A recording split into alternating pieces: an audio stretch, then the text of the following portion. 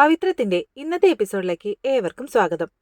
അങ്ങനെ രാവിലെ വേദ എഴുന്നേറ്റപ്പോൾ വിക്രം നല്ല ഉറക്കമായിരുന്നു. വേദ പല്ല് തേച്ച് മുഖം കഴുകി ഡോർ പുറത്തു നിന്ന് അടച്ച് ലോക്ക് ചെയ്ത് കീ പോക്കറ്റിലിട്ട് താഴേക്ക് ചെന്നു.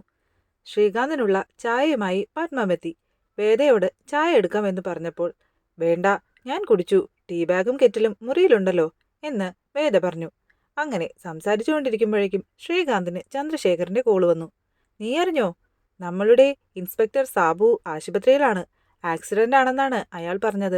പക്ഷേ ഡോക്ടർ പറയുന്നത് ആരോ ആക്രമിച്ചതാണെന്നാണ്. ചന്ദ്രശേഖരൻ പറഞ്ഞു. ആര്? ശ്രീകാന്ത് ചോദിച്ചു. ആരായിരിക്കും? ചന്ദ്രശേഖരൻ ചോദിച്ചു. വേദ നോക്കുന്നുണ്ടെന്ന് മനസ്സിലാക്കിയ ശ്രീകാന്ത് അവിടെ നിന്ന് എഴുന്നേറ്റ് മാറി നിന്ന് ചോദിച്ചു. വിക്രമാണോ? അല്ലാതെ വേറെ ആര്? അന്ന് അവിടെ നിന്ന് മടങ്ങുമ്പോൾ ആക്സിഡന്റ് ആയി എന്നാണ് സാബു പറയുന്നത്. പക്ഷേ ആ മാഷിനെയും മക്കളെയും സ്റ്റേഷനിൽ വിളിച്ച് തല്ലിച്ചതച്ചതിന് പകരമാകാനേ സാധ്യതയുള്ളൂ. ഡോക്ടർമാർ പറയുന്നത് ആരോ മനഃപൂർവ്വം തല്ലിച്ചതച്ചതാണെന്നാണ്. മാത്രമല്ല, അയാൾ വല്ലാതെ പേടിച്ച മട്ടുണ്ട്. എന്തായാലും ഞാനൊന്ന് അങ്ങോട്ട് പോകുന്നുണ്ട്, ചന്ദ്രശേഖരൻ പറഞ്ഞു. എന്നാൽ ഞാനും വരാം, ശ്രീകാന്ത് പറഞ്ഞു. ഫോൺ കട്ട് ചെയ്ത് ശ്രീകാന്ത് വേദയോട് ചോദിച്ചു. അപ്പോൾ അവൻ തിരിച്ചടി തുടങ്ങി അല്ലേ? ഇൻസ്പെക്ടറെ പഞ്ഞിക്കിട്ടിട്ടാ അവന്റെ ആരംഭം. ഒന്നും ചെയ്യാത്ത അച്ഛനെയും ചേട്ടന്മാരെയും കൊണ്ടുപോയി സ്റ്റേഷനിലിട്ട് തല്ലിച്ചതയ്ക്കുമ്പോൾ ഒരു തിരിച്ചടി ഉണ്ടാകുമെന്ന് അയാൾ ഓർക്കേണ്ടതായിരുന്നു, വേദ പറഞ്ഞു. ഓ, അപ്പോ അവനാണെന്ന് നീ അങ്ങ് ഉറപ്പിച്ചു അല്ലേ? ശ്രീകാന്ത് ചോദിച്ചു. വിക്രമാണ് ചെയ്തതെന്ന് നിങ്ങളല്ലേ പറഞ്ഞത്? അപ്പോ അതിന്റെ കാരണം ഞാൻ പറഞ്ഞതേ ഉള്ളൂ, വേദ പറഞ്ഞു. അധികകാലം അവൻ ഇങ്ങനെ കഴിയാൻ പറ്റുമെന്ന് നീ വിചാരിക്കണ്ട, ശ്രീകാന്ത് പറഞ്ഞു. ആ, അത് ശരിയാ. ഇനി അധികകാലം ഇങ്ങനെ കഴിയില്ല. വിക്രം പുറത്തു വരികയും അന്തസ്സായി ജീവിക്കാൻ കഴിയുകയും ചെയ്യും. പക്ഷേ അതിനു മുൻപ് സാബുവിനെയും അതുപോലുള്ള മറ്റു ചിലരെയും എങ്ങനെ കൈകാര്യം ചെയ്യുമെന്ന് അറിയില്ലെന്ന് മാത്രം, വേദ പറഞ്ഞു. അപ്പോ അവൻ എവിടെയുണ്ടെന്നും എന്തൊക്കെ ചെയ്യുമെന്നും നിനക്കറിയാം അല്ലേ? ശ്രീകാന്ത് ചോദിച്ചു. എന്താ സംശയം? തിരിച്ചടികൾ എങ്ങനെയൊക്കെ വേണമെന്ന് ഇനി ഞങ്ങൾ ഒന്നിച്ചാണ് ആസൂത്രണം ചെയ്യാൻ പോകുന്നത്. എതിർപ്പൊന്നുമില്ലല്ലോ അല്ലേ? വേദ ചോദിച്ചിട്ട് മുറിയിലേക്ക് പോയി. അപ്പോഴേക്കും വിക്രം ഉണർന്നിട്ടുണ്ടായിരുന്നു. ഉറക്കം ശരിയായോ? വേദ ചോദിച്ചു. നന്നായിട്ടുറങ്ങി, വിക്രം പറഞ്ഞു. എന്നാ പോയി ബ്രഷ് ചെയ്തിട്ട് വാ, ഞാൻ ചായ ഇടാം, വേദ പറഞ്ഞു. ഇത് കേട്ട് വിക്രം ചോദിച്ചു. ആർക്കാണെന്ന് ചോദിക്കില്ലേ? ഈ മുറിയിൽ ചായ ഉണ്ടാക്കിയാൽ ആരറിയാനാ? അത്യാവശ്യം വേണ്ട സാധനങ്ങളൊക്കെ ഞാൻ ഇവിടെ ഒരുക്കിയിട്ടുണ്ട്. എന്നാ മോൻ പോയി പല്ല് തേച്ചിട്ട് വാ. പിടിക്കണോ?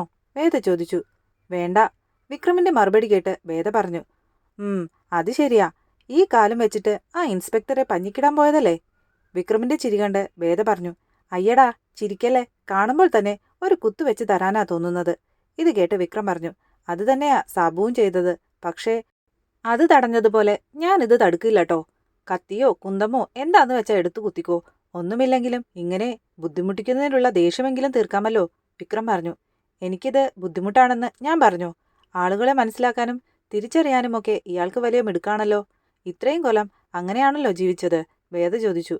അങ്ങനെ തിരിച്ചറിഞ്ഞ് മനസ്സിലാക്കി അടങ്ങി ഒതുങ്ങി ജീവിക്കാമെന്ന് വിചാരിച്ചപ്പോഴല്ലേ നീ ഇറങ്ങിപ്പോകുന്നത്?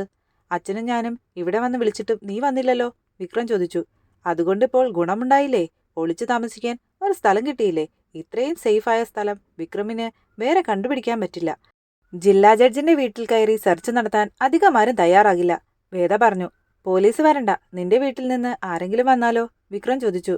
വരില്ലെന്നേ, അതൊക്കെ ഞാൻ നോക്കിക്കോളാം. അഥവാ വന്നാലും ദാ അപ്പുറത്ത് ഒരു വാതിലുണ്ട്. അത് തുറക്കുന്നത് ഓപ്പൺ ടെറസിലേക്കാ. അവിടെ ഒരു സ്റ്റോർ റൂം ഉണ്ട്.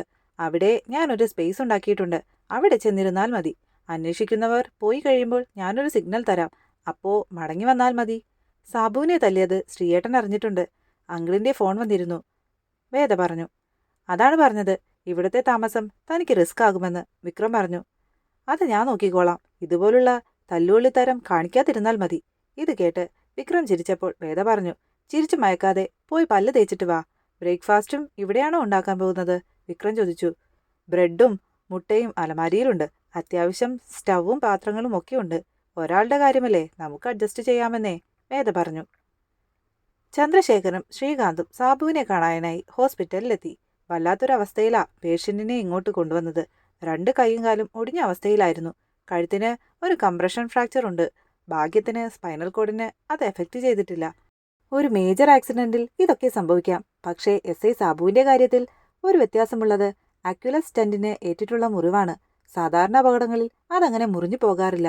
ഇതിവിടെ ആരോ മനഃപൂർവ്വം വെട്ടിക്കളഞ്ഞതുപോലെയാ തോന്നിയത്. സർജറി ചെയ്തിട്ടുണ്ട്. പക്ഷേ ഒരുപാട് കാലത്തെ ഫിസിയോതെറാപ്പിക്ക് ശേഷമേ ചലനശേഷി തിരിച്ചു കിട്ടൂ എന്നേ പറയാൻ പറ്റൂ. പേഷ്യൻ്റ് ഇപ്പോഴും പറയുന്നത് ആക്സിഡൻ്റ് ആണെന്നാണ്. പക്ഷേ എനിക്ക് തോന്നുന്നത് ആരോ മനഃപൂർവ്വം ചെയ്തതാണെന്നാണ്. ഡോക്ടർ പറഞ്ഞു. എന്താ സാബു സംഭവിച്ചത്? ശ്രീകാന്ത് ചോദിച്ചു. നല്ല ഇരുട്ടായിരുന്നു. ഉള്ളിൽ മദ്യം ഉണ്ടായിരുന്നതുകൊണ്ട് ശ്രദ്ധിച്ചില്ല. കുഴിയിൽ വീണ് തിരിച്ച് പാറയിൽ വന്നിടിച്ചു. പിന്നെ കുറേ നേരത്തേക്ക് ബോധമുണ്ടായിരുന്നില്ല. എഴുന്നേറ്റപ്പോൾ ഇവിടെയാ, സാബു പറഞ്ഞു. ഇതേ വചനങ്ങൾ തന്നെയാണ് ആവർത്തിക്കുന്നത്. ഏതാണ്ട് പഠിച്ചു വെച്ചിരിക്കുന്നത് പോലെ അടുത്തു നിന്ന SI പറഞ്ഞു. സാബു വല്ലാതെ പേടിച്ചിട്ടാ സംസാരിക്കുന്നതെന്ന് എനിക്കറിയാം. ഇത് ആക്സിഡന്റ് അല്ലെന്നും ആരോ മനഃപൂർവ്വം തല്ലി ഒടിച്ചതാണെന്നും ഡോക്ടർ വരെ പറയുന്നു.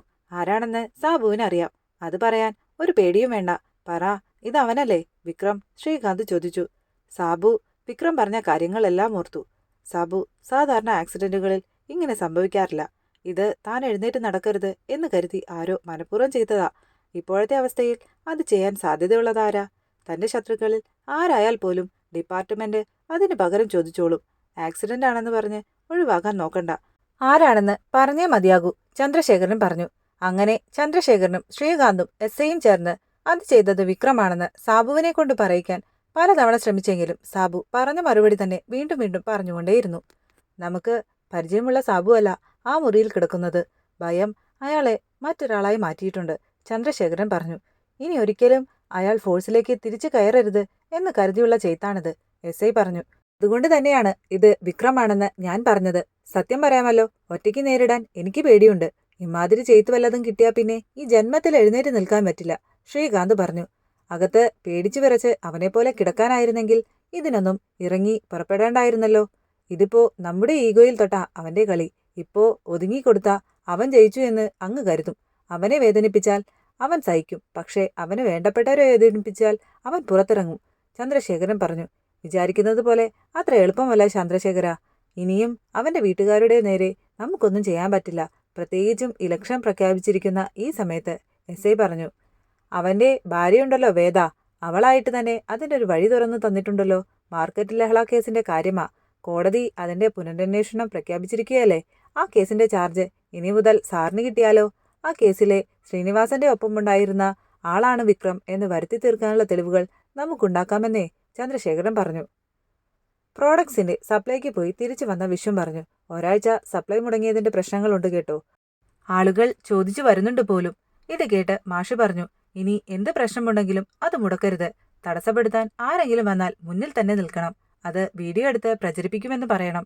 ഇലക്ഷൻ അടുക്കുന്നതുകൊണ്ട് കൂടുതൽ വിളച്ചിലിന് ഇനി മുതിരുമെന്ന് തോന്നുന്നില്ല. വിക്രം ഒരിക്കൽ നിന്റെ അമ്മയോട് പറഞ്ഞ ഒരു കാര്യമുണ്ട്. എതിർക്കാൻ തയ്യാറല്ല എന്ന് കണ്ടാൽ തുടർച്ചയായി അടികൊണ്ടിരിക്കുമെന്ന്. സ്വന്തം രക്ഷയ്ക്കാണ് അവൻ പലപ്പോഴും പ്രതിരോധിച്ചിട്ടുള്ളത്. അന്ന് അത് ഞാൻ കാര്യമായിട്ട് എടുത്തിട്ടില്ല. പക്ഷേ ചിലതരം ആളുകളുടെ അടുത്ത് അങ്ങനെ പെരുമാറാൻ പറ്റുകയുള്ളൂ എന്ന് തോന്നുന്നു. മാഷ് പറയുന്നത് കേട്ട് വിശ്വം ചോദിച്ചു. അച്ഛനിപ്പോൾ വിക്രത്തിന്റെ തല്ലുകൊളിതരവും സപ്പോർട്ട് ചെയ്തു തുടങ്ങിയോ? അങ്ങനെയല്ലടാ. അവൻ ഉണ്ടാക്കിയ വഴക്കുകളും അടികളുമൊക്കെ അവൻ മനഃപൂർവ്വം ഉണ്ടാക്കുന്നതാണെന്ന് വിശ്വസിക്കാനായിരുന്നു എനിക്കിഷ്ടം. നാട്ടുകാരിൽ പലരും അവനെപ്പറ്റി നല്ലത് പറയുമ്പോഴും എന്റെ മനസ്സിൽ അവന്റെ പ്രതിച്ഛായ അതായിരുന്നില്ലല്ലോ. അതിന്റെ മറവിൽ മറ്റൊരാൾ എന്നെ കാലങ്ങളായി വഞ്ചിച്ചുകൊണ്ടിരിക്കുകയാണ് എന്നറിയാൻ ഒരുപാട് വൈകിപ്പോയില്ലേ, മാഷ് പറഞ്ഞു. അത് പോട്ടെ മാഷേ, കഴിഞ്ഞ കാര്യങ്ങളല്ലേ, കമല ചോദിച്ചു. പിന്നെ നാട്ടുകാർക്കിടയിൽ ഒരു സംസാരമുണ്ട്. ആ ഇൻസ്പെക്ടർ സാബുവിനെ ഇന്നലെ രാത്രി ആരോ മാരകമായിട്ട് ആക്രമിച്ചിട്ടുണ്ട്. അത് ചെയ്തത് വിക്രമാണെന്നാ നാട്ടുകാർ പറയുന്നത്. നാളത്തെ എപ്പിസോഡിൽ വിക്രം ചോദിക്കുകയാണ്, ഈ കഞ്ഞിയൊക്കെ എങ്ങനെ എടുത്തുകൊണ്ടുവരുന്നു? അവിടെ ആരും കാണുന്നില്ലേ? റിസ്ക് ആണെങ്കിലും ഒരു രസമൊക്കെ ഉണ്ടല്ലേ, വേദ ചോദിക്കുന്നുണ്ട്. ഇത് കേട്ട് വിക്രം പറയുകയാണ്, നിനക്ക് രസമൊക്കെ ഉണ്ടാകും. ഇത്രയും വലിയ തടവ് ശിക്ഷയാണെന്ന് എനിക്കിപ്പോഴാണ് മനസ്സിലായത്. ഇത് കേട്ട് വേദ ചോദിക്കുന്നുണ്ട്, ചില തടവ് ജീവിതകാലം മുഴുവനും ഓർക്കാനുള്ളതാണെങ്കിലോ, നല്ലതല്ലേ? അപ്പോഴേക്കും ശങ്കരൻ ഡോറിൽ വന്ന് മുട്ടുകയാണ്. വിക്രമിനെ ഡോറ് തുറന്ന് ഓപ്പൺ ടെറസിലേക്കാക്കിയിട്ട് വേദ കതക് തുറക്കുന്നതും കാണാം. അകത്ത് വന്ന ശങ്കരൻ കട്ടിലിനടിയിലിരിക്കുന്ന കഞ്ഞി കണ്ട് വേദയോട് ചോദിക്കുന്നുണ്ട്, ഇതെന്താ ഇവിടെ? ഇതെല്ലാം കേട്ടുകൊണ്ട് വിക്രം ഒളിഞ്ഞു നിൽക്കുന്നതും കാണാം. വേദ എന്ത് മറുപടിയായിരിക്കും പറഞ്ഞിട്ടുണ്ടാവുക? അപ്പോൾ നാളത്തെ എപ്പിസോഡിനായി കാത്തിരിക്കാം. അതുവരേക്കും ബായ്.